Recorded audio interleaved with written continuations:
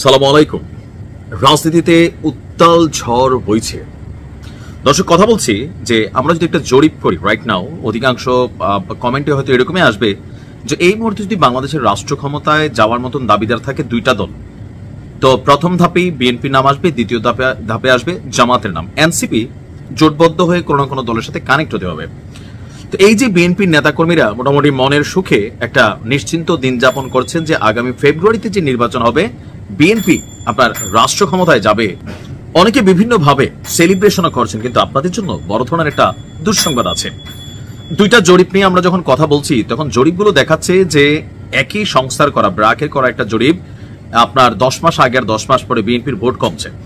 এটা একটা প্রধান কারণ কিন্তু চাঁদাবাজি। বিভিন্ন জায়গায় মিথ্যা মামলা, চাঁদাবাজির খেলায় মোটামুটি সব দিক থেকে বিএনপি কিন্তু এগিয়ে। এটা আপনি স্বীকার করেন আর অস্বীকার করেন। এখন এই যে পরিস্থিতিতে বিএনপিকে ডস দিয়া, জামাতকে ডস দিয়া, এনসিপিকে ডস দিয়া কোন একটা রাজনৈতিক দল নতুন আইসা মাঠে কি অবস্থান নিতে পারে?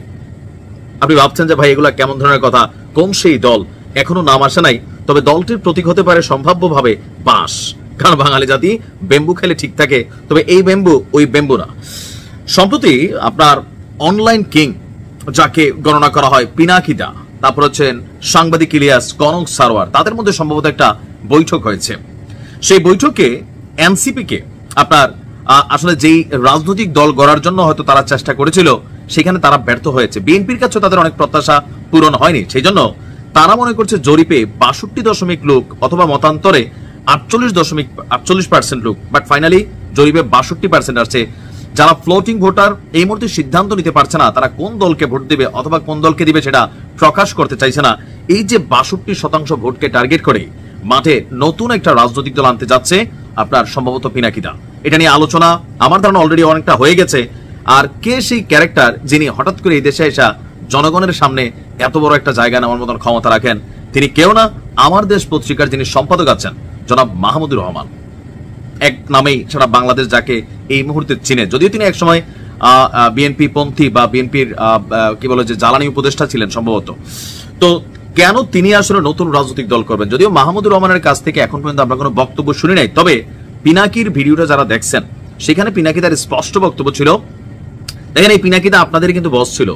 অনলাইনে জনপ্রিয়তা পাওয়ার জন্য আওয়ামী লীগ সরকারের সময় সবচেয়ে বড় এফোর্ট দিয়েছে বিএনপি, জামাত। যে কোনো মানুষের রাতারাতি অনলাইনে তারা কিং করছে, জনসমর্থনের মধ্যে নিচ্ছে। আর এখন ওই কিংরাই কোথাও না কোথাও তাদের উল্টা পথে হাঁটছে।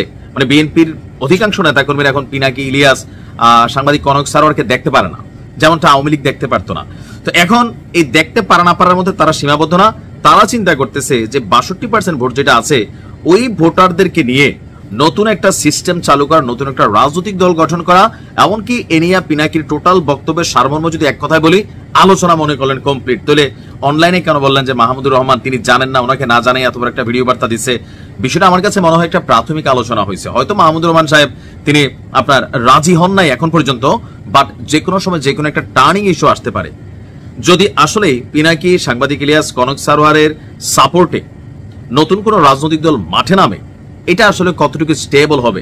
দেখেন, বাংলাদেশের মানুষ এমনি অনেক মানুষের পছন্দ করে। যেমন ধরেন ডক্টর মোহাম্মদ ইউনূসকেও আওয়ামী লীগ সরকারের আমলে বিএনপি, জামাত সবাই পছন্দ করতো। এখন জামাত অনেকটা বেশি করে, এনসিপি করে, বিএনপি কম করে। মেইন কারণ হচ্ছে ক্ষমতা।